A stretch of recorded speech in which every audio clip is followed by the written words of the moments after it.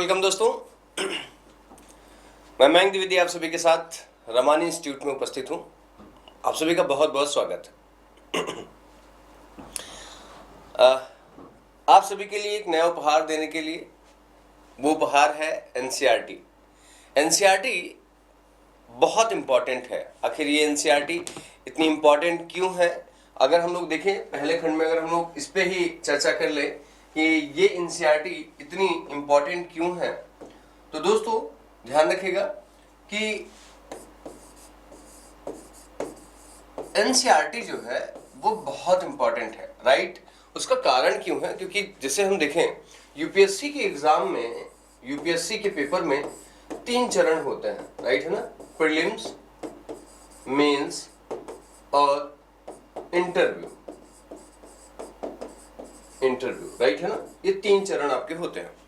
अब इन 3 चरणों को अगर हम देखें तो सबसे बेहतर बात आपके लिए क्या हो जाती है कि जब आप इसे यहां से स्टार्ट करते हैं, एनसीईआरटी से स्टार्ट करते हैं, तो सबसे बड़ी बात ये होती है कि जिस तरीके से किसी बच्चे को हम भाषा का ज्ञान कराते हैं, हम सिखाते हैं कि क, ठीक है, अ, ठीक है, या ए, ठीक है, ये हम जब उसको स्वर और व्यंजन का ज्ञान कराते हैं तो वो बच्चा धीरे धीरे उस भाषा का ज्ञान करना सीख जाता है, ठीक है, उस भाषा को अच्छी तरीके से सीख जाता है। बिना किसी बच्चे को इसका ज्ञान हुए भाषा का ज्ञान नहीं हो सकता। इस बात को आप ध्यान रखिएगा, ठीक है। अगर आप सभी को ध्यान रखना है, ठीक है, किसी लैंग्वेज का अगर आप सभी को नॉलेज करना है तो आपको पहले उसके जो वर्ड है उनको सीखना पड़ेगा, अच्छी तरीके से सीखना पड़ेगा। ये बात आप सहमत करते हैं कि नहीं करते हैं? ठीक है। तो आप जब ए फॉर एप्पल या क से कबूतर सीख जाते हैं तो फिर आप धीरे धीरे उनको कंबाइन करके, मिक्स करके वाक्य बनाना सीख जाते हैं, या शब्दों से क्या हो जाता है, आप वाक्य बनाना सीख जाते हैं, ठीक है। तो सबसे पहली बात ये होती है कि आप वर्ण बनाना सीखते हैं, फिर वर्ण से क्या होता है, शब्द बनाना, और शब्दों से क्या बनाना सीखते हैं, वाक्य बनाना सीखते हैं। ये बहुत महत्वपूर्ण बात है, बहुत ही महत्वपूर्ण बात है। तो ये ध्यान रखिएगा कि बिल्कुल एनसीईआरटी यूपीएससी के फील्ड में यही काम करती है, बिल्कुल सेम इट इज यही काम करती है कि एनसीईआरटी जब आप सीख जाते हैं, है ना, एनसीईआरटी जब आप सीख जाते हैं तो एक तरीके से ये वर्ण और शब्द है, ठीक है ना, वर्ण और शब्द होते हैं किसके, यूपीएससी के लिए। इसी से रिलेटेड जो होता है यूपीएससी में, जो आपके वर्ड होते हैं, क्वेश्चंस होते हैं, उसके वाक्य बन के आते हैं, सेंटेंस बन के आपके आते हैं, ठीक है। और उन सेंटेंस को अच्छी तरीके से रीड करना, पढ़ना, ठीक है, आप तभी समझ पाते हैं जब आपको एनसीईआरटी का ज्ञान होता है, ठीक है। वरना आपको वो शब्द नहीं समझ में आते जो उसमें लिखे गए होते हैं, उनका मीनिंग जो है, अर्थ जो है, आपको नहीं समझ में आता। तो बहुत जरूरी है इस बात को समझना कि हम कैसे इसे अच्छी तरीके से समझें। क्लियर है ना? बहुत बहुत जरूरी है understanding of the word and sentence and consonants, ठीक है, सो दैट कि आप तभी उसकी मीनिंग को क्लियर समझ पाएंगे। It is very important, okay. तो दोस्तों अब हम इसको समझते हैं कि जैसे जब हम एनसीईआरटी रीड कर लेते हैं, एनसीईआरटी हम रीडिंग कर लेते हैं, पढ़ लेते हैं, तो हमें क्या बेनिफिट मिलता है एनसीईआरटी पढ़ने के बाद, है ना। एनसीईआरटी पढ़ने के बाद आप देखेंगे कि आप जो है वो यूपीएससी की टर्म सीख जाते हैं, अर्थात भाषा उसकी सीख जाते हैं, यूपीएससी की जो भाषा है वो सीख जाते हैं, जिसके कारण आप शुद्ध लिखना, पढ़ना और समझना सीख जाते हैं। ये बड़े इंपॉर्टेंट बात है। और उसके बाद कहा जाए, यही एनसीईआरटी आपको कम शब्दों में, ध्यान रखिएगा, कम शब्दों में बहुत ही कहा जाए सारगर्भित, एसेंशियल बातें, ठीक है ना,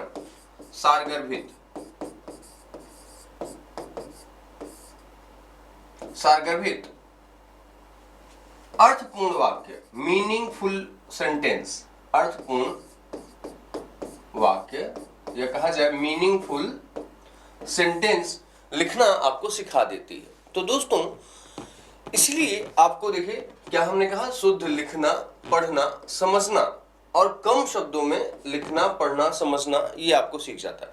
जब आप कम शब्दों में सीख जाते हैं तो देखिए आपकी में क्या स्ट्रेंथ आपकी क्या हो जाती है, आप मेंस में बहुत शानदार राइटिंग करते हो। ओके, मेंस में बहुत शानदार राइटिंग करते हो। दूसरी बात सबसे प्लस पॉइंट क्या है, मेंस के साथ साथ आप क्या करते हो, यहाँ पे इंटरव्यू है ना, इंटरव्यू में आप जो होता है, ठीक है, ये बहुत बहुत शानदार आप लैंग्वेज का इस्तेमाल करते हैं, बहुत अच्छा बोलते हैं आप, ठीक है।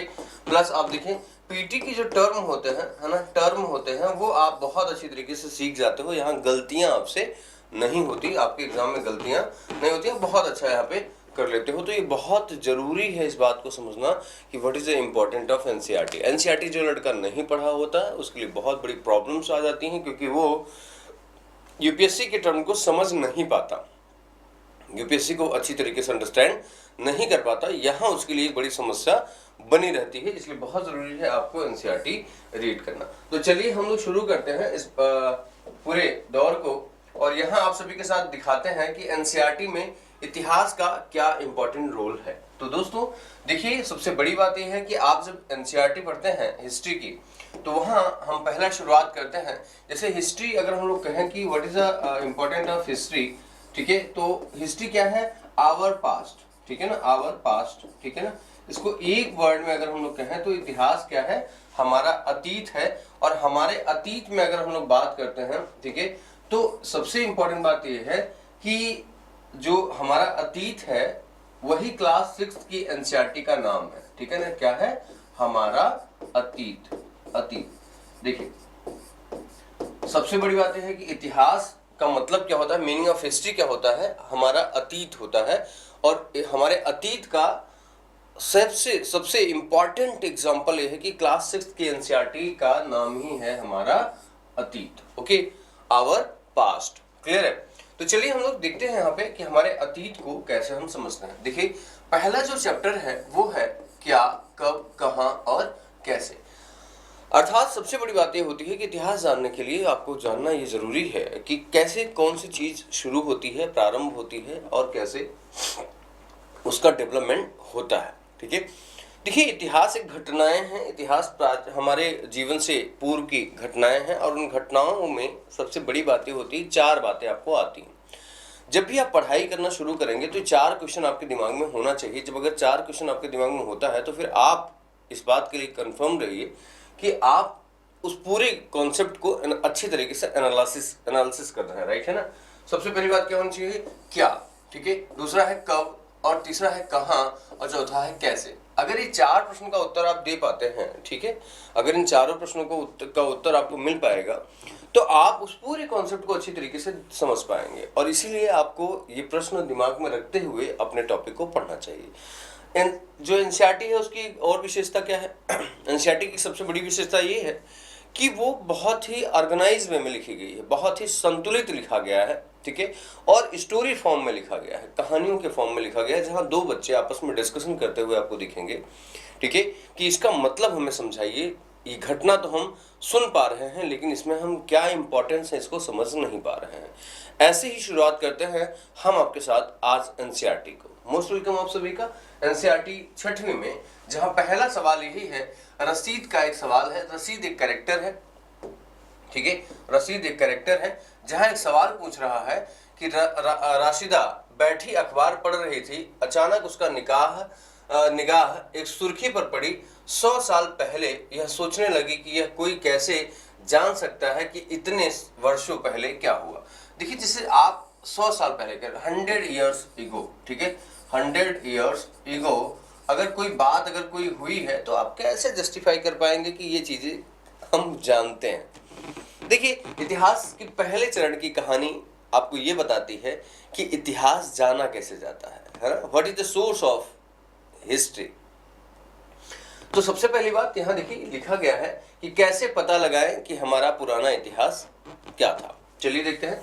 देखिए यह जानने के लिए कल क्या हुआ, यह जानने के लिए कि कल क्या हुआ, ठीक है, व्हाट इज योर यस्टरडे, हम कहें कि अगर व्हाट इज योर पास्ट, सबसे बड़ी बात है यस्टरडे हम नहीं कहेंगे, इसको कहेंगे what is your past, right है ना, पास्ट। तुम रेडियो सुन सकते हो, टेलीविजन देख सकते हो और फिर अखबार पढ़ सकते हो।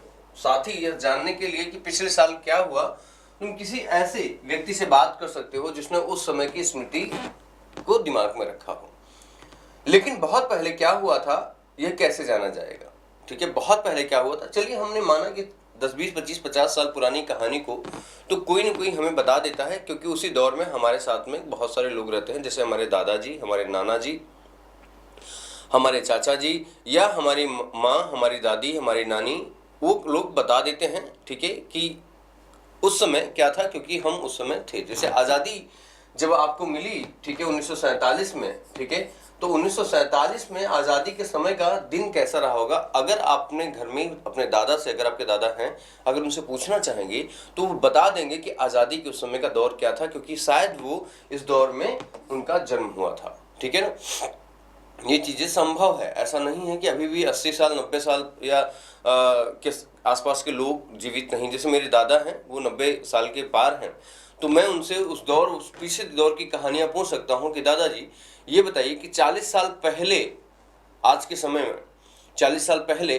कैसा दौर था, ठीक है, या आज के 50-60 साल पहले हम प्रकृति में क्या क्या चीजें देखते थे, क्या इतनी कम वन उस समय भी थे, क्या पर्यावरण का शोषण ऐसे ही होता था, क्या नदियां इस तरीके से सूख गई थी उस समय भी, ठीक है, या अभी, तो वो अपने एक्सपीरियंस से ये कहानी बता देंगे, अर्थात अपनी मेमोरीज के माध्यम से ये कहानी बता देंगे। लेकिन सबसे बड़ी बात यह है, अगर हम पूछें कि 500 साल पहले कोई घटना जो घटी हुई थी, वो उसके बारे में अगर आप जानकारी आपको लेना है, तो कैसे जानकारी मिलेगी आपको?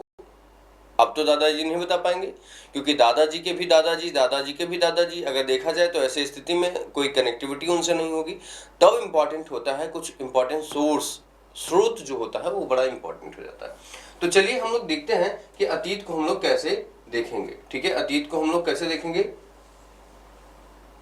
तो यहाँ इंपॉर्टेंट ये हो जाता है कि देखिए अतीत के बारे में हम क्या जान सकते हैं। सबसे पहली बात अगर देखें हम लोग, तो अतीत के बारे में हम लोग क्या जान सकते हैं।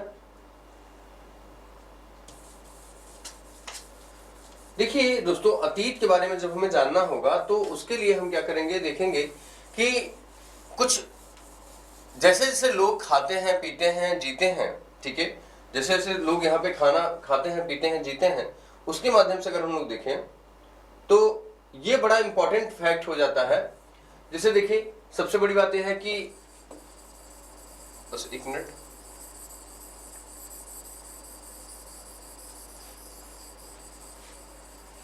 चलिए, हाँ देखिए, अब आपको स्क्रीन पे देखिए, आप अपने साथ जब भी हम पढ़ा रहे होंगे या जो भी एनसीईआरटी की क्लास चल रही होगी, जो सब्जेक्ट एनसीईआरटी के पढ़ा रहे हैं वो हमारी वीडियो से ही नहीं, बल्कि आप अपने सामने बुक्स जरूर रखिएगा। आपके सामने बुक जरूर होनी चाहिए क्लास 6 की एनसीईआरटी की।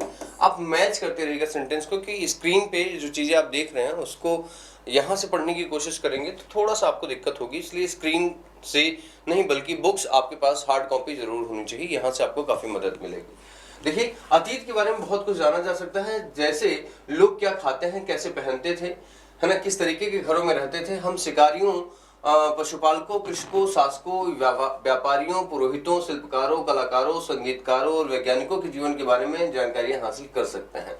ठीक है, ध्यान रखिएगा। यही नहीं, हम यह भी पता लगा सकते हैं कि उस समय बच्चे कौन कौन से खेल खेलते थे, कौन कौन सी कहानियां सुनते थे, कैसे नाटक देखते थे या फिर कौन से गीत गाते थे।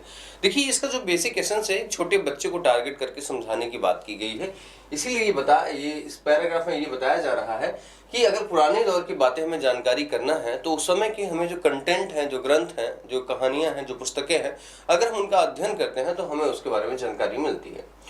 लेकिन अगर हम लोग दूसरा चल के देखें तो यहाँ पे है कि लोग कहाँ रहते थे। ठीक है, प्राचीन काल का जो प्रारंभिक दौर था, जैसे आज हम बड़े बड़े घरों में रहते हैं, अपने अपने घरों में रहते हैं, ठीक है, या घरों का हमारा नक्शा है, एक सिस्टम है, एक पूरा स्ट्रक्चर है, तो वहाँ हम लोग बैठ के काम करते हैं। लेकिन अगर हम लोग यहाँ चल के प्राचीन काल में देखें तो घरों में लोग कैसे रहते थे। देखिए मानचित्र में नर्मदा नदी का पता लगाया गया है। नर्मदा नदी, देखिए यहाँ पे पहली बार, ठीक है ना, मानव जीवाश्म के, पहली बार मानव जीवाश्म के साक्ष्य मिले हैं, है ना, जीवाश्म के, फोसिल्स इसको बोलते हैं, ठीक है, क्या बोलते हैं, फोसिल्स, ठीक है, फोसिल्स, मानव जीवाश्म के साक्ष्य मिले हैं। जीवाश्म का मतलब होता है जीव का अंश, ठीक है, अर्थात पहली बार मानव के जीवन के बारे में हमें कहां से जानकारी मिली है, नर्मदा घाटी से ही मिली है। ध्यान रखिएगा, कई वर्ष पहले लोग इस नदी के तट पर रहते थे, यहाँ रहने वाले आरंभिक लोगों में से कुछ कुशल संग्राहक थे, बहुत मतलब अच्छा कलेक्शन कर लेते थे, जो आसपास के जंगलों की विशाल संपदा से परिचित थे। अपने भोजन के लिए वे जड़ों, फलों और जंगल के अन्य उत्पादों का यहाँ संग्रह करते हैं। देखिए, जड़ों, फलों और जंगल के अन्य उत्पादों का मतलब आज भी हम देखिए जो भी सब्जी हो, है ना, या फ्रूट्स हो, वो हम जो इस्तेमाल करते हैं वो कहीं न कहीं जंगलों से ही तो प्राप्त किया जाता है। ठीक है, यहाँ आप उत्पाद करते हैं, यहीं से संग्रह किया जाता था। वे जानवर का शिकार भी करते थे। अर्थात इंपॉर्टेंट क्या हो गया, जैसे हमने कहा कि जड़, ठीक है, जड़। तो आज भी हम लोग जैसे मूली हो गया, ठीक है ना, गाजर हो गया, आलू हो गया, जो भी चीजें हैं, ठीक है, और फल, ठीक है, फलों में आप देखिए सब कुछ, है ना, चाहे आम, अमरूद, जो भी आप फल इस्तेमाल करते हैं वो हो गया। जंगल से लकड़ियां हो गई, अन्य जो रूट्स और अन्य जो आवश्यकता की चीजें हो गई, वो सारी चीजें हमें कहीं ना कहीं पेड़ों से तो मिलती हैं। ठीक है, और फिर हम देखें दूसरा क्या हो जाता है, हंटिंग। ठीक है ना, हंटिंग, अगर हम लोग बात करें, हंटिंग का मतलब शिकार करना, शिकार पे ही इनका जीवन रहता था। तो लोग जहाँ रहते थे उसके लिए मैंने आपको बता दिया कि नर्मदा घाटी पे यहाँ पे एग्जाम्पल्स मिले हैं। ठीक है, खुदाइयों के बाद जो है यहाँ पे बहुत सारे प्रमाण मिले हैं। साथ ही साथ अगर हम लोग देखें यहाँ पे, तो हंटिंग्स मतलब शिकार का भी यहाँ पे प्रमाण मिलता है। ठीक है, ये बहुत इंपॉर्टेंट चीजें हो जाती हैं आपको समझने के लिए। ठीक है, अब आप देखिए यहाँ पे, तो सबसे बड़ी बात ये हो जाती है कि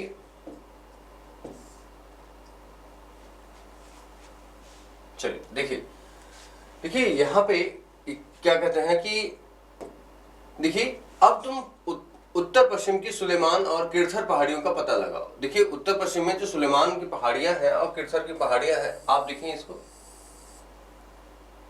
देखिए ये वाला एरिया, ये वाला सुलेमान की पहाड़ियां यहाँ पे हैं और किरथर की पहाड़ियां यहाँ पे हैं, राइट है ना। ये है, इधर देखेंगे तो सुलेमान है, ये जहां मैंने आपको टिक लगाया, और ये है किरथर की पहाड़ियां। ठीक है ना, यहाँ पे ये देखिए, इस क्षेत्र में कुछ ऐसे स्थान है जहां लगभग 8000 वर्ष पूर्व स्त्री पुरुष ने सबसे पहले गेहूं उगाया था। सबसे पहले यहाँ पे गेहूं उगाया। यहाँ देखा जाए पहली फसल, है ना, पहली फसल के रूप में देखा जाए तो गेहूं का उत्पादन हुआ। अब आप देखिए यहाँ पे, लेकिन अगर हम लोग बात करते हैं, सबसे पहला जो फसल उगाया गया पहली बार मानव ने, ठीक है, एग्रीकल्चर के बारे में नोन कब हुए, तो हम लोग यहाँ पे देखेंगे कृषि, है ना, कृषि के मामले में देखिए, कृषि जो है वो पाषाण काल के अंतर्गत एक काल है। देखिए, पाषाण काल को 3 भागों में बांटा गया है। ठीक है, पूरा पाषाण काल, मध्य पाषाण काल, है ना, और नवपाषाण काल। ठीक है, इसे पैलोलिथिक एज बोला जाता है। इसे पैलोलिथिक एज हो गया, मेसोलिथिक हो गया और नियोलिथिक हो गया। तो नियोलिथिक एज में एग्रीकल्चर की खोज हुई। ठीक है, कहाँ किसकी खोज हुई, एग्रीकल्चर की खोज हुई। और ये बेसिक एग्रीकल्चर कहाँ प्राप्त हुआ, मेहरगढ़, है ना, मेहरगढ़, ये जो है अभी पाकिस्तान के बलूचिस्तान में है ना, बलूचिस्तान में है। और नए शोधों के आधार पर देखा जाए, लहुरा देव है जो आपका संत कबीर नगर है। ठीक है, ये आपका यूपी में पड़ता है। ठीक है, तो यहां से 2 जगह ऐसे हैं जहां से प्राचीनतम एग्रीकल्चर के सोर्स हमें प्राप्त हुए हैं। ठीक है, तो ये आपको इंपॉर्टेंट ध्यान रखना है, बहुत इंपॉर्टेंट चीजें फैक्ट के रूप में मैंने आपको दिया है। ठीक है, लेकिन अगर हम लोग देखें तो सबसे पहली बात यहाँ पे क्या होता है कि किरथर और सुलेमान की पहाड़ियों के बीच में गेहूं का प्रोडक्शन हुआ। ठीक है, लेकिन अगर पहली फसल देखा जाए, पहली फसल किसकी थी, ठीक है, पहली फसल अगर हम लोग देखें तो वो है जौ की, किसकी, जौ, है ना, इसको बार्ली बोलते हैं ना, बार्ली। ठीक है, ओके, इसको वीट बोलते हैं, वीट गेहूं, और इसको बोलते हैं बार्ली, जौ is a first crop in India. ठीक है, भारत का पहला क्रॉप जो था वो आपका जो है बार्ली है, and second crop is wheat, गेहूं, आपको यहां माना जाता है। ठीक है, अब आप देखेंगे कि उन्होंने भेड़, बकरी, गाय, बैल और पशुओं को पालतू बनाना शुरू किया। ये लोग गांव में रहते थे। उत्तर पश्चिम में गारो और मध्य भारत में विंध्य की पहाड़ियों पर इनका पता चला। देखिए, उत्तर पश्चिम में कहा जाता है, उत्तर पूर्व में देखिए गारो की पहाड़ियां हैं, ये हैं गारो की पहाड़ियां। ठीक है, गारो की पहाड़ियों पे इनको यहाँ पे मिला, और प्लस कह रहा है विंध्य की पर्वत श्रृंखला। देखिए, ये है विंध्य पर्वत। ठीक है, विंध्य पर्वत। ठीक है, विंध्य पर्वत में ध्यान रखिएगा, नॉर्थ से लेकर के हम यहाँ विंध्य पर्वत तक के हैं, इसे उत्तर भारत कहा जाता है। क्या कहा जाता है? उत्तर भारत कहा जाता है। विंध्य से लेकर के कृष्णा नदी तक इसे मध्य भारत कहा जाता है। ठीक है, मध्य भारत कहा जाता है। और कृष्णा नदी से लेकर के कन्याकुमारी तक इसे दक्षिण भारत कहा जाता है। भारत को 3 भागों में बांट करके हम लोग देख सकते हैं। ठीक है, तो हम कहेंगे कि हिमालय से लेकर के ठीक है कहां तक? विंध्य पर्वत तक, यह उत्तर भारत का है। और विंध्य पर्वत से लेकर के कृष्णा नदी तक अगर हम लोग देखें, यहां तक कृष्णा नदी तक देखें तो ये है मध्य भारत। ठीक है, और कृष्णा नदी से लेकर के हम लोग कन्याकुमारी तक देखें तो ये है आपका दक्षिण भारत। दक्षिण भारत, तो ये 3 तरीके से आप देखें, इसका डिवीजन आप यहाँ पे ले सकते हैं। It's okay. देन अगर हम लोग देखें, अब अगले पेज में हम लोग चलते हैं, देखते हैं। देखिए, और हम कहेंगे कि ये कुछ अन्य क्षेत्र थे जहां पर कृषि का विकास हुआ, डेवलपमेंट ऑफ एग्रीकल्चर हुआ। यहाँ सबसे पहले चावल उपजाया गया। ठीक है, चावल उपजाया गया। देखिए यहाँ पे लिखा है सबसे पहले चावल उपजाया गया। अब आपसे कहा जाएगा, अगर एक प्रश्न पूछा जाता है कि भारत में सबसे पहली बार चावल कहाँ उगाया गया, है ना, तो आपका उत्तर हो जाएगा, देखिए ये है कोलडिहवा, है ना, कोलडिहवा जो प्लेस है। ठीक है, ये कहाँ है? ये है आपका प्रयागराज, प्रयागराज में है। ठीक है, ये कहाँ पे है? आपका यूपी में। तो यूपी के प्रयागराज की कोलडिहवा में सबसे पहली बार क्या उगाया गया? चावल की खेती की गई। चावल की खेती यहाँ पे की गई। तो इट इज वेरी इंपॉर्टेंट दोस्तों। देखिए, हम धीरे धीरे स्टेप बाय स्टेप हम चीजों को सीख रहे हैं या बता रहे हैं, जो चीजें आपको समझ में आनी चाहिए। इनका सीक्वेंस अगर आपको पता होगा तो आप इसे बेहतर तरीके से कर लेंगे, अच्छी तरीके से समझ लेंगे। It's okay. चलिए अब फिर हम आगे बढ़ते हैं आप लोगों के साथ में। ठीक, अगला हमारा है, देखिए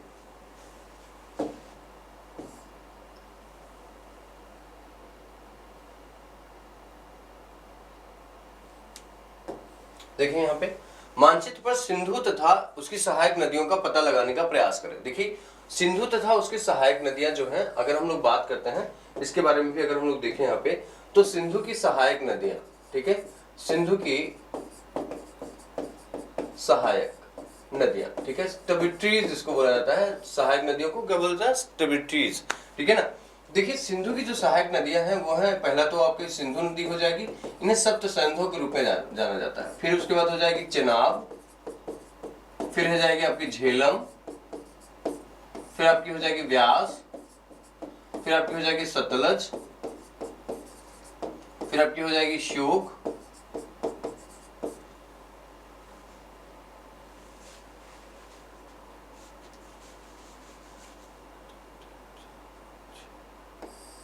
रावी।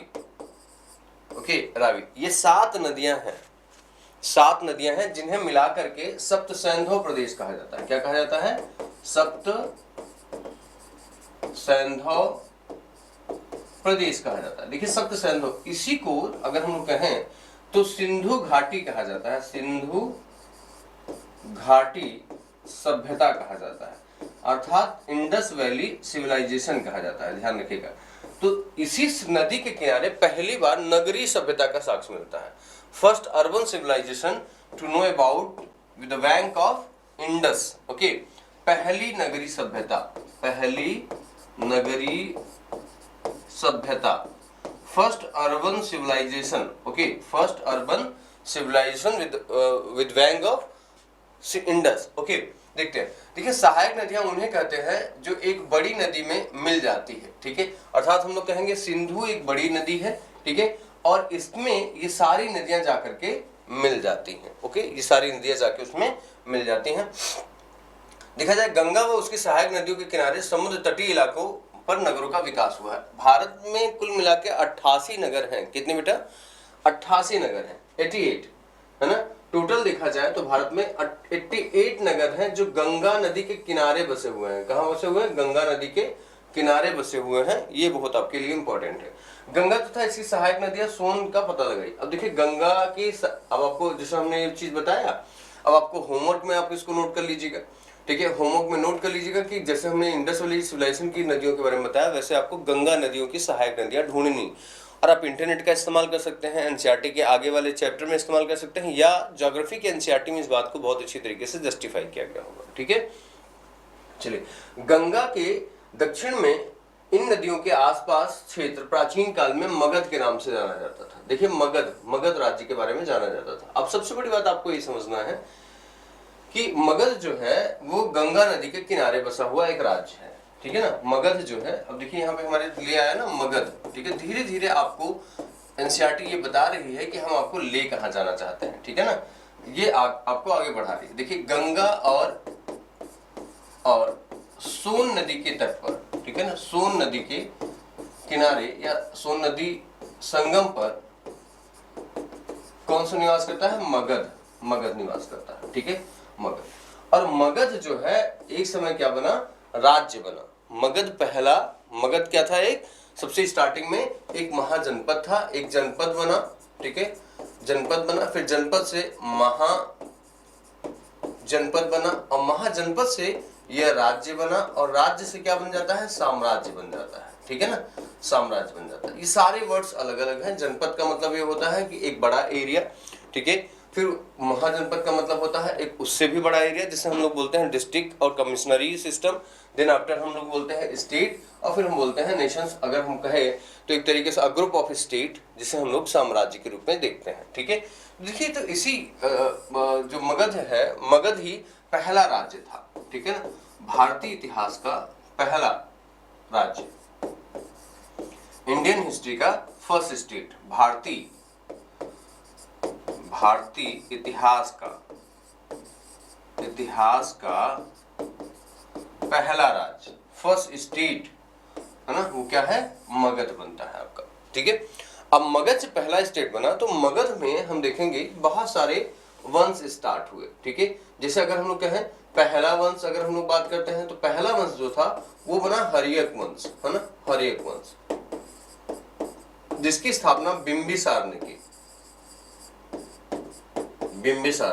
ओके, बिंबिसार ने इसको स्थापित किया। देन सेकंड हम लोग बात करेंगे, इस वंश के अंतिम शासक की हत्या की पुष्यमित्र आपका शिशुनाग ने। तो अगला वंश हो जाता है नागवंश, है ना, नागवंश, ठीक है। और नागवंश का संस्थापक हो गया शिशुनाग, और शिशुनाग के अंतिम वंश की हत्या की नंद वंश के महापद्म नंद ने। तो अगला वंश हो जाता है नंद वंश, ठीक है, नंद वंश, और इसके संस्थापक थे महापद्म नंद, ठीक है। आप देख रहे हैं कि जो मगध, मैंने आपको वहां एक बॉक्स में दिखाया था कि मगध एक शब्द की उत्पत्ति होती है। आपको बताया जा रहा है कि किस तरीके से नदियों के किनारे एक सभ्यता का विकास हो रहा है। नदियां नहीं होती तो सभ्यता का इतनी तेजी से विकास नहीं होता, क्योंकि जल ही जीवन है और जल ही पे डिपेंड हमारी संपूर्ण व्यवस्था है। चाहे हम पीने के लिए पानी इस्तेमाल करते हो, चाहे नहाने के लिए पानी इस्तेमाल करते हो, या कृषि के लिए पानी इस्तेमाल करते हो, या हम कहीं पर्यटन के लिए आने जाने के लिए पानी का इस्तेमाल करते हो, तो नदी जो है वो किसी व्यक्ति के जीवन में बहुत बड़ा रोल अदा करती है। तो जल ही जीवन है, अर्थात ये जो नदियां हैं, ठीक है ना, नदियां जीवन का स्रोत है, ठीक है। क्या है ये? सोर्स ऑफ लाइफ है, जीवन का स्रोत है, ओके, जीवन का स्रोत है। तो आपको ये इंपॉर्टेंस यहाँ पे बताया जा रहा है कि आखिर क्यों जो है वो नदियों के किनारे ही एक सभ्यता का विकास होता है। तो आपको जब वहां पे आप पढ़ोगे तब जाकर के आप एक आइडिया आपको लगेगा। जैसे मैंने बताया कि 3 प्रारंभिक वंश जो हो गए, ठीक है, ये 3 प्रारंभिक वंश जो हो गए, ये आपके कहाँ इनका बसाव होता है? ये सबसे ज्यादा जो इनका बसाव होता है, डेंसिटी इनकी जो ग्रोथ करती है वो यहाँ पे हो जाती है। कहाँ पे? ये इन नदियों के किनारे हो जाती है। क्लियर है आप सभी को? चलिए ठीक है, हम अभी आप सभी को स्टार्ट कर रहे हैं। जैसे हम आपको धीरे धीरे बताना यहाँ पे शुरू करेंगे। तो हमने आपसे बताया कि मगध जो है, मगध से ही यहाँ पे हम देखेंगे कि यहाँ पे मगध से आपको विस्तार मिलता है राज्य का, जिसके शासक बहुत ही शक्तिशाली थे और उन्होंने एक विशाल राज्य की स्थापना की। और राज्य अब देखेंगे उसके देश के कई हिस्सों में राज्यों की स्थापना हुई, जैसा कि मैंने आपको बता दिया यहाँ पे, ठीक है। देखिए, लोगों ने सदैव उपमहाद्वीपों के एक हिस्से से दूसरे हिस्से तक यात्रा की। कभी कभी हिमालय जैसे ऊंचे पर्वतों, पहाड़ियों, रेगिस्तान, नदियों, समुद्रों के कारण यात्रा जोखिम भरी रही, फिर भी ये यात्रा उनके लिए असंभव नहीं थी। अतः कभी लोग काम की तलाश में तो कभी प्राकृतिक आपदाओं के कारण एक स्थान से दूसरे स्थान पे जाया करते थे। कभी कभी सेनाएं दूसरे स्थान पर विजय प्राप्त करने के लिए जाती थी। इसके अतिरिक्त व्यापारी कभी काफिले में तो कभी जहाज में अपने साथ मूल्यवान वस्तुओं को लेकर के जाया करते थे। आप इसको रीड करिएगा क्योंकि ये आपके अंडरस्टैंडिंग के लिए बनाई गई एक पैराग्राफ है। देखिए, जब भी हम कभी यात्राओं पे जाते थे, या हमने आपको कैसे पता चलेगा कि हम कहाँ पे विजय करने के लिए गए, क्या जीतने के लिए गए, तो सारी बातें यहाँ पे इस तरीके से क्रोनोलॉजी में आपको लिखी गई। लेकिन हम आपको ये बताते रहेंगे कि आखिर कैसे आप किन किन चीजों को ध्यान में रखेंगे। ठीक है, तो देखिए सबसे बड़ी बात अगला क्या आ जाता है, ये है अगला आपके लिए कि आप कैसे चीजों को जस्टिफाई करेंगे। ठीक है,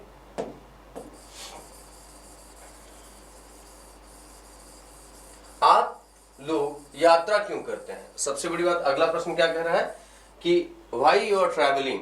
ठीक है, आप यात्रा क्यों करते हैं। ठीक है, आप ट्रैवल क्यों करते हो, ट्रैवल व्हाई। ठीक है, देखो आप सबसे बड़ी बात ये होती है कि यात्रा क्यों करते हैं, इसका मकसद आपका 2-3 चीजें होती है। जैसे एक नए स्थान पे जाना, एक नई संस्कृति को पहचानना। ठीक है, एक नए स्थान पे जाना, एक नई संस्कृति को पहचानना। दूसरा सबसे बड़ी बात ये होती है कि उसके साथ साथ आप अपनी आवश्यकता की पूर्ति के लिए भी कार्य करते हो, अपने आप को, आपको क्या चाहिए उन चीजों को भी प्राप्त करते हैं। पर्यटन का करते हो, आप भ्रमण करते हो, एक स्थान से दूसरे स्थान को आप सीखते हो, जानते हो। ये सारी चीजें आपको यहाँ पे जस्टिफाई की जाती हैं, तो इसलिए हम आप सभी यात्रा करते हैं। ठीक है, यात्रा करते हैं। अगला देखें हम लोग।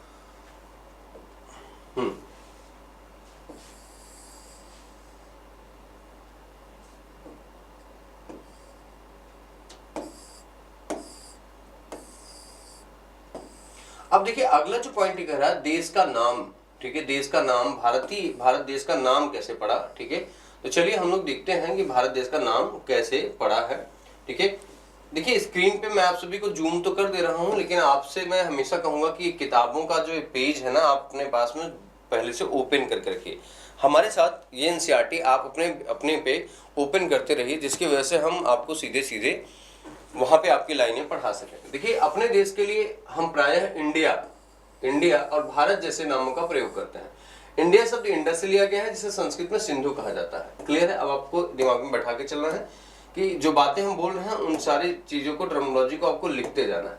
जैसे हमने आपसे कहा कि इंडस जो वर्ड है, इंडस वर्ड है, या कहा जाए है ना इंडिया वर्ड, इंडिया शब्द जो है वो किससे बना हुआ है, इंडस से बना हुआ है। और ये इंडस शब्द किससे बना हुआ है, सिंडस से बना हुआ है, सिंडस से, है ना, सिंडस से बना।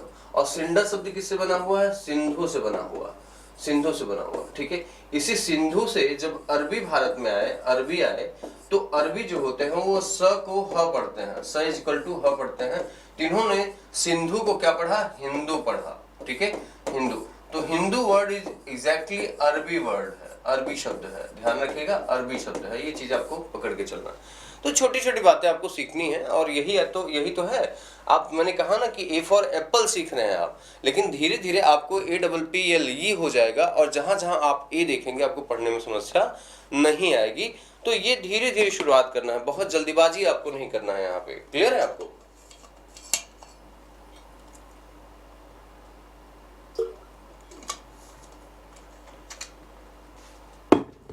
चलिए अब हम देखेंगे आप सभी के साथ में अगला टॉपिक।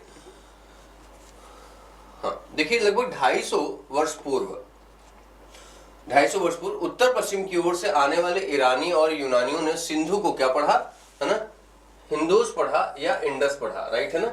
और इन्हें भूमि प्रदेश में इंडिया के नाम से जाना गया। ये ध्यान रखिएगा आपसे, यूनानी और अरबियों ने क्या पढ़ा, इनको हिंदू, मैंने आपको बताया ना कि स को क्या पढ़ते हैं, ह पढ़ते हैं। ठीक है, इसलिए इनको हिंदू पढ़ा गया। ठीक है, भारत नाम का प्रयोग उत्तर पश्चिम में रहने वाले लोगों के एक समूह के द्वारा किया जाता था। देखिए अब हम अपने भारतीय संस्कृति के आधार पर अगर देखें तो हमारे यहाँ एक भरत नाम के राजा थे। ठीक है, भरत नाम के राजा थे, या कहा जाए एक समुदाय था, कम्युनिटी थी, है ना, समुदाय था। ठीक है, अब समुदाय, अब ऐसी स्थिति में वेदों में इसके बारे में जानकारी मिलती है। ठीक है, वेदों में इसकी जानकारी मिलती है कि इन्हीं के नाम पे, भरत नाम राजा के नाम पे हमारे देश का नाम पड़ा भारत। ठीक है, भारत पड़ा। ठीक है, कहा जाता है कि वेदों में 10 राग युद्ध हुआ था, 10 राजाओं का एक युद्ध हुआ था, जिस युद्ध में एक समुदाय जो है वो भारत, एक समुदाय जो था वो आर्यों को सपोर्ट कर रहा था, और दूसरा समुदाय जो था वो अनार्य को सपोर्ट कर रहा था। अब आपके लिए देखिए मैं कुछ भी अलग बोलूंगा तो आपको थोड़ी सी समस्या होगी, कि आर्य क्या है, अनार्य क्या है, तो हम धीरे धीरे इसका डेवलपमेंट करेंगे और जब हम लोग अगले चैप्टर्स में आते जाएंगे तो आपके साथ उन चीज़ों को हम डिस्कस करते चले जाएंगे। बहुत नॉर्मली आप सीख जाएंगे, कहीं कोई समस्या आपको नहीं आने वाली। इस समूह का उल्लेख संस्कृत की आरंभिक कृति ऋग्वेद में मिलता है। देखिए हमने आपसे बताया था ना कि आपकी ऋग्वेद में, ये जो वेद है आपका, उसमें ऋग्वेद में एक युद्ध है दशराग युद्ध, है ना, दशराग्य युद्ध, अर्थात 10 राजाओं का युद्ध है, ठीक है। इसी युद्ध में इसकी उत्पत्ति का की जानकारी हमें मिलती है। तो ये मैंने आपको बता दिया, ये है वेद आपका, और यहाँ पे मिलता है 10 राज्य युद्ध की जानकारी हमें प्राप्त होती है। क्लियर है? देखिए अतीत के बारे में कैसे जाने, अब आ गया यहाँ से, चलो कहानी बन गई, भूमिकाएं बन गई, और हम इतना सीख लिए कि आखिर कैसे चीजों को देखना है, जज करना है। तो अब हम जाने कि हम अपने पास्ट के बारे में कैसे जानते हैं, to know about your past, ठीक है। देखिए अतीत की जानकारी हम कई तरीके से प्राप्त कर सकते हैं। इसका सबसे अच्छा तरीका है लिखी गई पुस्तकों को ढूंढना। देखिए सबसे इंपॉर्टेंट बातें हो गई जिसे हम पढ़ सकते हैं, इसको ढूंढें। लेकिन अतीत को जानने के लिए अगर हम लोग बेसिकली देखें तो 3 सोर्सेज हैं। देखिए 3 सोर्सेज हैं अतीत जानने के स्रोत, ठीक है। टू सोर्स अबाउट पास्ट, है ना, आपके अतीत को जानने के तरीके क्या है, यहाँ पे आपको जानना है, ठीक है। अतीत का मतलब होता है पास्ट, ठीक है, और यहाँ टू नो हो गया, टू नो विद सोर्स, ठीक है, आपका सोर्स हो गया। ओके, देखिए यहाँ सबसे पहली बात आपकी हो जाती है, क्या है, पहला जो पॉइंट है आपका वो है आपका पुरातात्विक स्रोत। पुरातात्विक स्रोत, ओके, इसे बोला जाता है आर्कियोलॉजिकल सोर्स। इसमें क्या क्या आता है, जैसे अगर हम लोग कहें, अर्थात जमीन के अंदर या जमीन के ऊपर, ठीक है, जमीन के ऊपर और अंदर से प्राप्त वस्तु, जो भी हमें वस्तु मिलती है, मटेरियल्स मिलते हैं, उसके बेस पे हम कार्बन डेटिंग करते हैं, राइट है ना। हम क्या करते हैं, कार्बन डेटिंग करते हैं, कार्बन डेटिंग। अब कार्बन डेटिंग क्या है, हम कहे जाते हैं बहुत ही प्राचीन वस्तुओं के बारे में जानकारी, उनके समय के बारे में जानकारी करना, ठीक है ना, कि किस समय के थे, ठीक है। कार्बन डेटिंग एक पद्धति है जिस माध्यम से हम अपने पुराने समय, 1000 साल पहले, अगर 10,000 साल पहले, ठीक है, या 100 साल, 1 लाख वर्ष पूर्व के बारे में हम जानते हैं कि ये किस टाइम पीरियड का था। एक वैज्ञानिक पद्धति है जिसके माध्यम से उस समय को पता लगाया जाता है कि वस्तु कितनी पुरानी होगी। तो चाहे वो अंदर मिली हो या बाहर मिली हो, बाहर का मतलब होता है, जैसे अगर हम कहें, जैसे अभिलेख हो गए, इंस्क्रिप्शंस हो गए, इनके बारे में हम देखेंगे।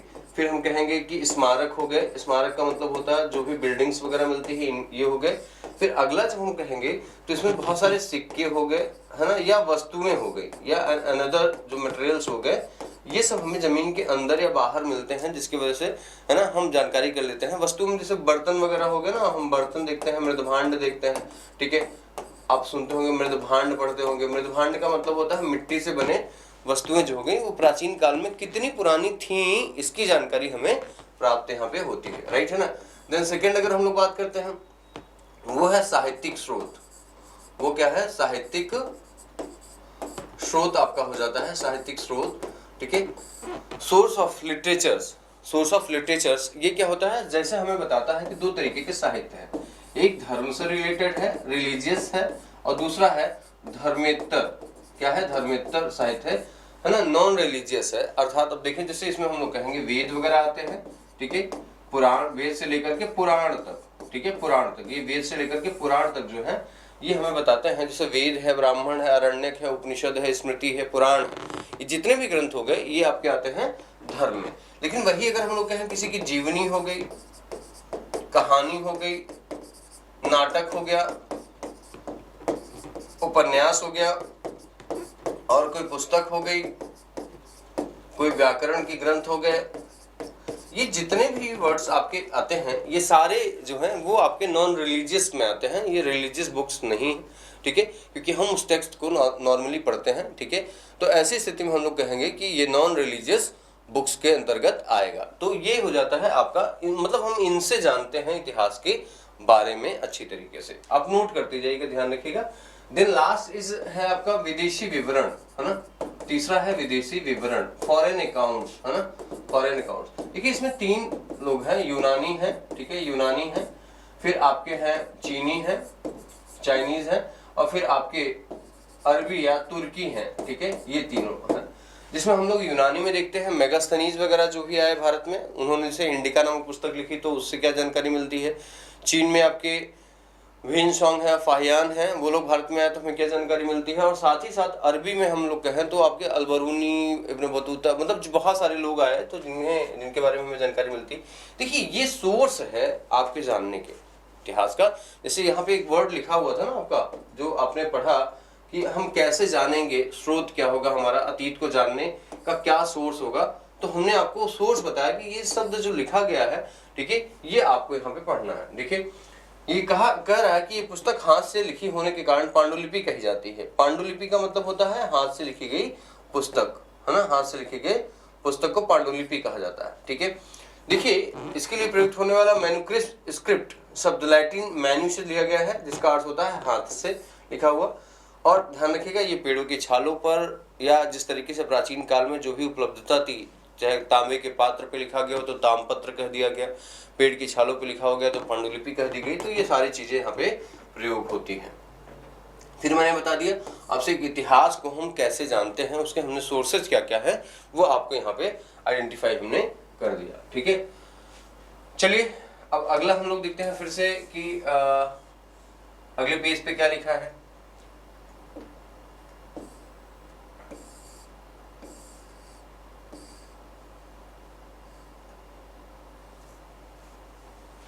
देखते हैं अगले पेज पे क्या है।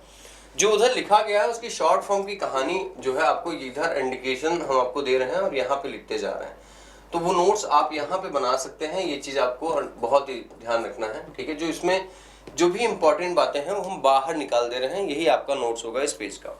देखिए इतने वर्षों में इसमें कई पांडुलिपियों को कीड़ों ने खा लिया, कुछ नष्ट हो गई हैं। पांडुलिपियां मंदिर विहारों से प्राप्त होती थी, ठीक है। इन पुस्तकों में धार्मिक मान्यताओं, व्यवहार, राजा के जीवन, औषधि विज्ञान, इन सब के बारे में। देखिए जो ये पुस्तक थी, ये पुस्तकें जो मिली हमें, ठीक है, वो हमें एग्जैक्टली क्या जानकारी देती थी। इन पुस्तकों से हमें कहा जाए तो क्या जानकारी मिलती थी जो हमारे लिए बड़ी इंपॉर्टेंट थी, ठीक है। तो अगर हम बात करें पुस्तक, तो पुस्तक किसी बारे में, देखिए उसके बारे में क्या क्या बताता है। समय काल, ठीक है, दूसरा स्थान, ठीक है, राजा का नाम, अगला उसका क्षेत्रफल, ठीक है, उसका प्रभाव, उसकी अर्थव्यवस्था, समाज, सामाजिक जीवन, राजनीतिक जीवन, धार्मिक मान्यताएं, विदेशी व्यापार, ठीक है, संस्कृति और सभ्यता, ठीक है। ये देखिए पुस्तक जो होती है वो बड़ा सोर्स है किसी भी विषय के बारे में जानने का। तो सबसे बड़ी बात यह है कि अगर कोई पुस्तक है तो क्या बता रही है, यह किस समय काल की है, किस स्थान की है, राजा का नाम, उस समय सबसे प्रभावी व्यक्ति जो था हम उसे राजा कहते थे, तो उस समय राजा कौन था, दूसरा था क्षेत्रफल उनका कौन सा था, क्षेत्रफल के साथ उनका प्रभाव, उनका अर्थव्यवस्था, सामाजिक जीवन, राजनीतिक जीवन, धार्मिक मान्यताएं, विदेशियों के साथ संबंध, उसके साथ साथ फिर आप देखेंगे यहाँ उनकी सभ्यता और संस्कृति के बारे में बताता। तो इतनी चीजें, और फिर हम जैसे वैज्ञानिक पद्धतियों में हम कहें चिकित्सा, औषधि, ये सब कुछ आ जाएगा आपका, ठीक है। चिकित्सा, औषधि ज्ञान, जैसे अथर्ववेद है तो ये हमें इसकी जानकारी यहाँ से प्राप्त होती है। तो आप बहुत कुछ जान सकते हैं यहाँ पे अच्छी तरीके से। क्लियर है आपको? बहुत ही अच्छी तरीके से। तो ये इंपॉर्टेंट है आप सभी के लिए। खासतौर से अगर हम लोग कहें भाषा, जैसे हमारे लिए सबसे इंपॉर्टेंट टर्म क्या जाता है, भाषा। अब अगर भाषा को आप ध्यान में रखें कि भाषा की उत्पत्ति कैसे हुई, कौन सा सबसे प्राचीनतम भाषा रहा, तो चलिए उसके बारे में बता देते हैं। सबसे पहली बात यह है कि देखिए सबसे प्राचीन भाषा रही संस्कृत। संस्कृत की बात आया है पाली, ठीक है। पाली के बाद आया है प्राकृत, ठीक है। प्राकृत के बाद आया अपभ्रंश, ठीक है। फिर आया है अवहट्ट, ठीक है। फिर है पुरानी हिंदी, ठीक है। फिर है आपकी खड़ी बोली, खड़ी बोली, ओके। ये देखिए आपके है। तो हम भाषा का विकास, सबसे प्राचीनतम भाषा कौन सी है? संस्कृत है, दूसरी पाली है, तीसरी प्राकृत है, चौथी अपभ्रंश है, फिर अवहट्ट है, फिर पुरानी हिंदी है और खड़ी बोली है। इस तरीके से भाषा का विकास यहाँ पे होता है। तो अब देखिए अभिलेख, फिर अगला क्या आ जाता है? अभिलेख, अभिलेखो। अब अगला टर्म जो आता है वो है अभिलेख। तो आप ध्यान रखिएगा, अभिलेख बहुत इंपॉर्टेंस है हमारे इतिहास को अच्छी तरीके से जानने के लिए। चलिए एक छोटी सी चर्चा करते हैं कि व्हाट इज द इंस्क्रिप्शन, अभिलेख क्या है, ठीक है। देखें आप सभी और नोट करते जाइएगा, जिससे आप सभी को एक आइडिया लगता जाए कि अभिलेख क्या है, ठीक है। अभिलेख, एक शब्द आया ना अभिलेख, इंस्क्रिप्शन बोला जाता है इसको, है ना, इंस्क्रिप्शन, ठीक है, इंस्क्रिप्शन। देखिए अभिलेख क्या है? ऐसे अंकित स्रोत, लिखते जाइएगा, ऐसे अंकित स्रोत, ऐसे सोर्स जो पत्थरों पर लिखे गए हों। पत्थरों पर लिखे गए का मतलब हो गया, यहां पर अंडरलाइन कर लीजिएगा, अर्थात कागज पर नहीं, कागज पर नहीं, अर्थात इनका जो भी लिखा गया है, इंस्क्रिप्शन लिखा गया है, वो पत्थर पर लिखा गया है, न कि कागज पर। तो ये है अभिलेख। अब सबसे बड़ी बात यह है कि अभिलेख सबसे पहली बार, है ना, पहली बार अभिलेखों का प्रचलन जो हुआ वो कहां हुआ? ध्यान रखिएगा, रोम में। कहां हुआ? रोम, मिस्र या मेसोपोटामिया की सभ्यताओं में ने पहली बार क्या हुआ? अभिलेख का प्रयोग किया, ओके। तो अभिलेख के बारे में भारत में अगर हम लोग देखें, भारत में इनका परिचय कैसे हुआ? देखिए अभिलेख का मतलब होता है एक ऐसे पत्थर होते हैं, इन्हीं पत्थरों पे कुछ लिखा गया है। जैसे आपके यहाँ है जूनागढ़, है ना, जूनागढ़ का अभिलेख क्या है? जूनागढ़, है ना, जूनागढ़ का अभिलेख है। तो हम उस पत्थर पे देखते हैं कुछ लिखा गया होता है, जिससे बहुत पुरानी बातों के बारे में जानकारी मिल जाती है।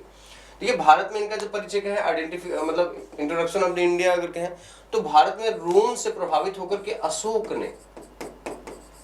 अशोक ने पहली बार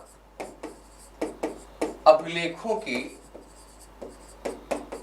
की जानकारी दी या प्रयोग किया, ठीक है, या प्रयोग किया। फर्स्ट टाइम अगर कहा जाए अशोक ने किया, और अशोक ने लगभग 84,000 स्तूप और 14 अभिलेख और 7 स्तंभ लेख। देखिए ये है स्तूप, 84,000 अभिलेख ही है, स्तूप नहीं है, ध्यान रखिएगा। स्तूप तो 4 बहुत इंपॉर्टेंट है। शिलालेख इसको बोलते हैं हम लोग।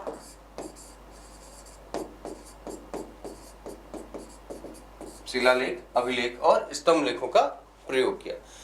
तो पहली बार भारत में ये अभिलेख प्रस्तुत किए गए। अब हम आपसे बात करते हैं कि भारत में जो पहला अभिलेख लिखा गया, भारत, हम लोग ऐसे कर लेते हैं ना, भारत में, ठीक है, इन इंडिया पहला अभिलेख अगर हम लोग कहें, ध्यान रखिएगा, तो भारत से पहले हम लोग ये देखें कि भारत से पहले मध्य एशिया, है ना, एशिया में, मध्य एशिया में, मिडिल ईस्ट में सबसे पहला अभिलेख कौन सा हो जाएगा? देखिए उस अभिलेख का नाम है बोगज कोई। क्या नाम है? बोगज कोई, या इसी को हम लोग बोलते हैं मित्तानी अभिलेख। मित्तानी अभिलेख बोलते हैं, राइट, क्या बोलते हैं? मित्तानी अभिलेख। मित्तानी अभिलेख के अंतर्गत अगर हम लोग देखें यहाँ पे, तो इस अभिलेख में वैदिक देवताओं का नाम मिला है। वैदिक देवताओं का नाम मिला है, और वैदिक देवता रहे कौन? 4, ठीक है। तो इंद्र, मित्र, वरुण और यम, है ना, और नासत्य हैं, ओके। कौन से हैं? नासत्य हैं। यम नहीं, नासत्य, ठीक है। ओके, ये 4 देवता रहे हैं, ये 4 देवता हैं। क्लियरिटी से अब पकड़िए चलिएगा इसको। इन 4 देवताओं के बारे में हमें जानकारी मिलती है। और आप देखिएगा यूपीएससी में कई बार ये प्रश्न आपसे पूछा गया है। ये मध्य एशिया का पहला अभिलेख है, मध्य एशिया का पहला अभिलेख, ठीक है। इसमें हमें जानकारी मिलती है। अब हम लोग अगर देखिए भारत का पहला अभिलेख कौन हो जाएगा, तो वो है पिपरहवा अभिलेख। क्या है वो? पिपरहवा, पिपरहवा अभिलेख। ओके, देखिए ये कहाँ है? ये है यूपी के गोरखपुर, या कहा जाए एक अभी जिला बना है कुशीनगर में, कुशीनगर जिले में बना हुआ है जहां। तो इसे हमें जानकारी क्या मिलती है इस अभिलेख से? बुद्ध के महापरिनिर्वाण के बारे में जानकारी मिलती है। किसके बारे में? बुद्ध के महापरिनिर्वाण। अब आप कहेंगे महापरिनिर्वाण क्या है? मोक्ष है। अब मोक्ष को इंग्लिश में कहा जाता है इंसोल्यूशंस, ठीक है ना, मुक्त हो जाना, संसार के से मुक्त हो जाना। तो अब देखिए ये जो अभिलेख है कितनी महत्वपूर्ण जानकारी आपको दे रहे हैं, कितना इंपॉर्टेंट इंफॉर्मेशन आपको दे रहे हैं। और आगे हम लोग बढ़ते हैं। देखिए अगर हम कहें कि भारत में संस्कृत भाषा का पहला अभिलेख है ना, संस्कृत भाषा का पहला अभिलेख जो होगा वो किसका है? तो देखिए वो है जूनागढ़ का अभिलेख, जूनागढ़ का अभिलेख, ठीक है। और जूनागढ़ अभिलेख किसने बनवाया? तो एक है शक वंश, है ना, शक वंश। और शक वंश के शासक का नाम है रुद्र दामन प्रथम, ठीक है। रुद्र दामन प्रथम ने यहाँ पर ये अभिलेख की रचना करवाई। और इसी अभिलेख में, है ना, कहा गया है सुदर्शन झील का पुनर्निर्माण, रिकंस्ट्रक्शन कराया गया, रिनोवेशंस कराया गया, ठीक है ना। और ये करवाया गया है एक जो गवर्नर है यहाँ का, सौराष्ट्र का गवर्नर, जिसका नाम था सुविशाख के द्वारा कराया गया। ये पूरा लिखा हुआ है। बात आती है अब सुदर्शन झील की, ये कौन सा है, ये इसका निर्माण किसने कराया? ध्यान रखिएगा, इसका निर्माण हुआ मौर्य वंश में। कब हुआ? मौर्य वंश में निर्माण कराया था किसने? चंद्रगुप्त मौर्य ने। और चंद्रगुप्त मौर्य ने किसके द्वारा करवाया था? तो ये यहाँ के गवर्नर सौराष्ट्र के गवर्नर, जिसका नाम था पुष्यगुप्त के माध्यम से करवाया था, ठीक है।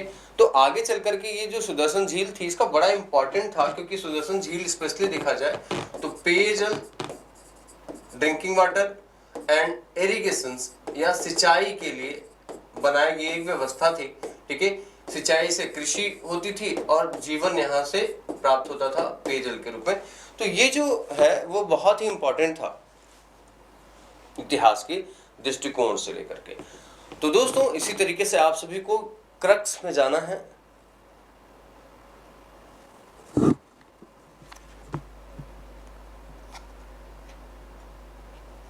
हेलो, हाँ, हेलो, हाँ, आपको आवाज क्लियर है? आप सभी को आवाज आ रही है ना?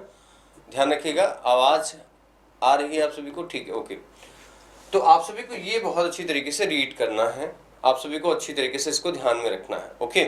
चलिए फिर हम लोग देखते हैं अगला देखिए फिर हमारा क्या हो जाता है, मेदभांड वगैरह बहुत सारे हमारे मिलते हैं। देखते हैं हम लोग क्या है, ये मेदभांड मिलते हैं।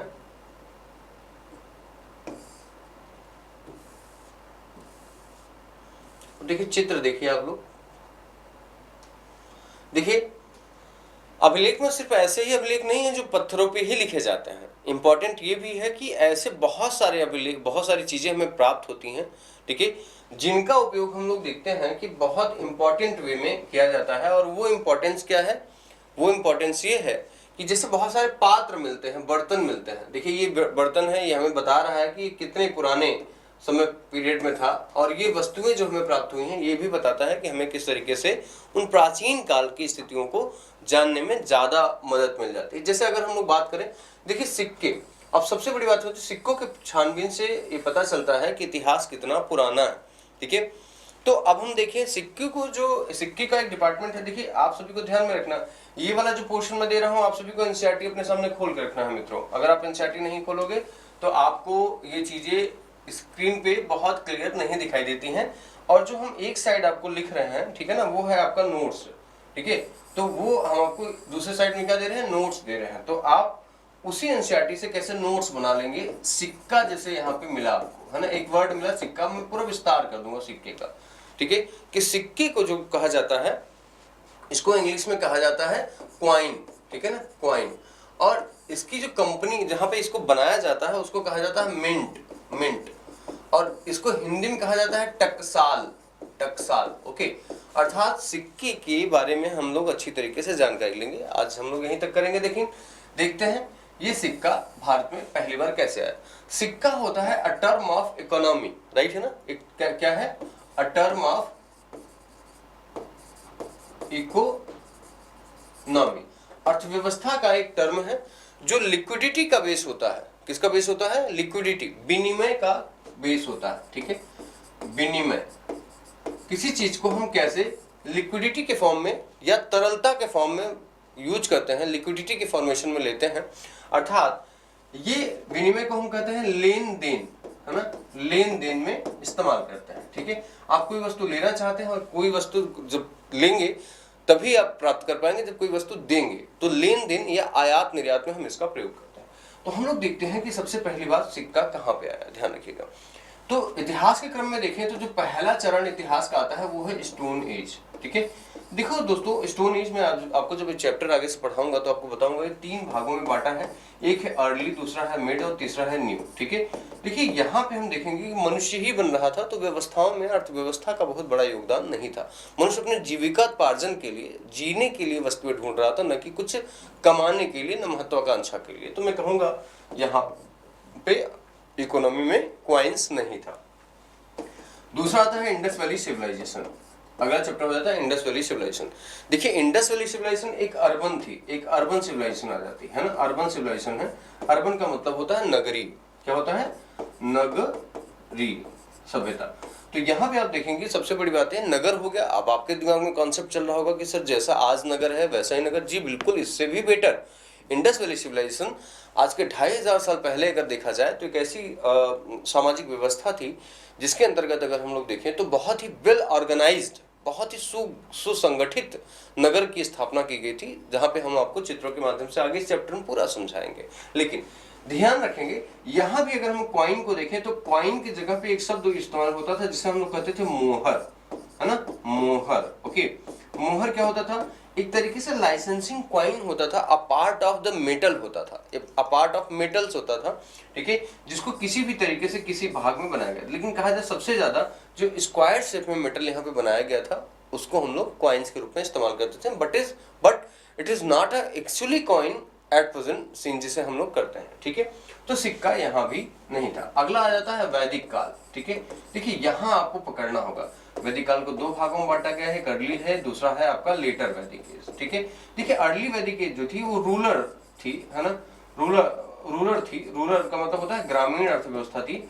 तो ग्रामीण अर्थव्यवस्था हम देखेंगे कि बार्टर सिस्टम इंपॉर्टेंट था। जैसे इंडस वैली सिविलाइजेशन में देखें या हम लोग देखें पाषाण काल में, तो बार्टर सिस्टम मतलब वस्तु विनिमय प्रणाली यहाँ पे इंपॉर्टेंट थी। गांव में आज भी हमारी परंपराएं हैं कि हम लोग के यहाँ कुछ खत्म होता है, आलू हमारे यहाँ खत्म हुआ, किसी के यहाँ प्याज है तो हम उसके यहाँ से अपना आलू दे देते हैं, अपना प्याज ले लेते हैं, दाल दे देते हैं, आटा ले लेते हैं। तो ये प्रक्रिया आज भी हमारे गाँव में है, चाहे हम कितने भी विकसित क्यों न हो गए हों, लेकिन गाँव जो है वो आज भी अपनी व्यवस्थाओं में इसको, है ना, लेके चल रहा है और बहुत अच्छा भी होता है, इससे बहुत बेटर।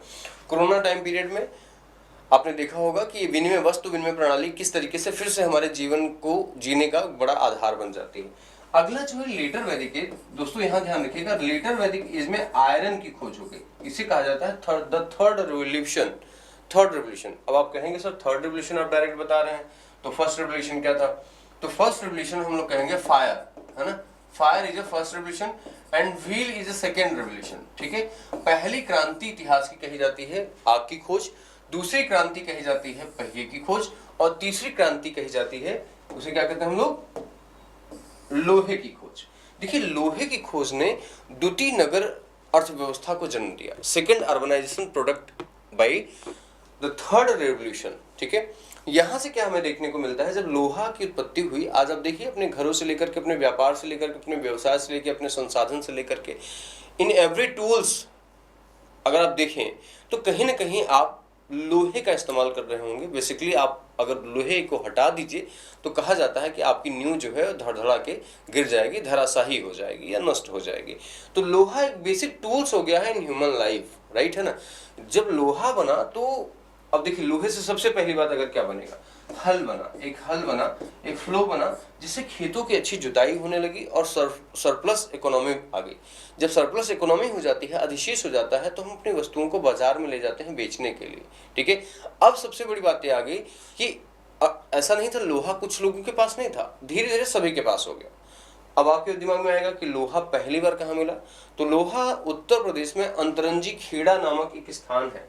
कौन सा स्थान है, नोट्स बनाते रहिएगा, ध्यान रखिएगा, नोट्स आप बनाते रहिएगा। वैसे मैं साइड में नोट्स तो लिख ही दे रहा हूं, देखिए इधर एनसीईआरटी है, एक वर्ड आया है और हमने उधर पूरे पेज को एक्सप्लेन कर दिया है, राइट है ना। तो Atranji Khera is the first place discover of iron, है ना, इन यूपी। ठीक है, यूपी में, जहां से आप नाम सुने होंगे, एक राजनीतिक व्यक्ति हैं जिनका नाम है मुलायम सिंह यादव जी, जिनका निधन हो चुका है।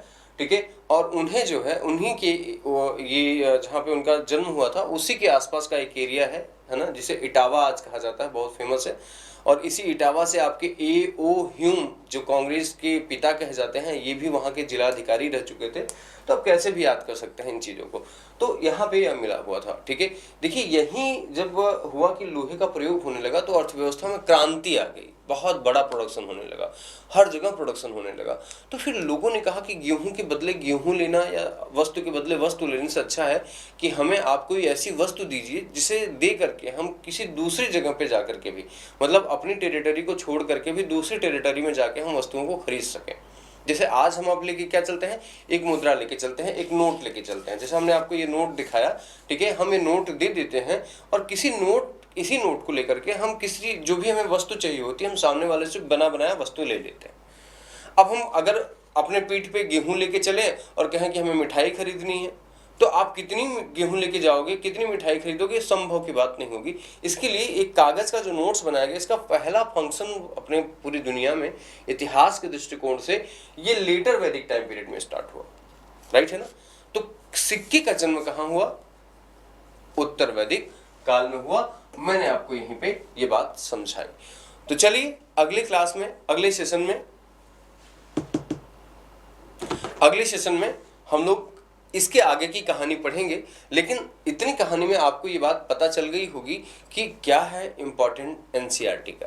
दोस्तों जैसा कि मैंने पहले आपके स्लाइड में ये बात मैंने आपको स्पष्ट कर दी थी कि एनसीईआरटी बिल्कुल वही रोल अदा करता है जैसे क से कबूतर जाने वाला बच्चा जो है वो क से कमल लिख लेता है, ए से एप्पल जाने वाला बच्चा APPLE की स्पेलिंग सीख जाता है, शुद्ध लिखना, शुद्ध बोलना, शुद्ध समझना सीख जाता है। वैसे ही रूल है एनसीईआरटी का कि अगर आप यूपीएससी को क्वालिफाई करना चाहते हैं तो कैसे जानेंगे, कैसे लिखेंगे और कैसे समझेंगे, शुद्ध नॉलेज को कैसे एक्सेप्ट करेंगे, ये बातें यहाँ पे लिखी गई हैं। हमने एक एक बातों का विस्तार किया। यूं ही हमारी वीडियोस आप सभी को मिलती रहेंगी और आप सभी एनसीईआरटी पे फोकस करके अपने डेप्थ को बढ़ाते रहिए, जिससे यूपीएससी में आप सभी की रैंक लाने में हम आपकी मदद कर सकें। Thank you very much. मिलते हैं फिर आपसे आप ही के इंस्टीट्यूट में, रमानी इंस्टीट्यूट राजकोट में। Thank you very much.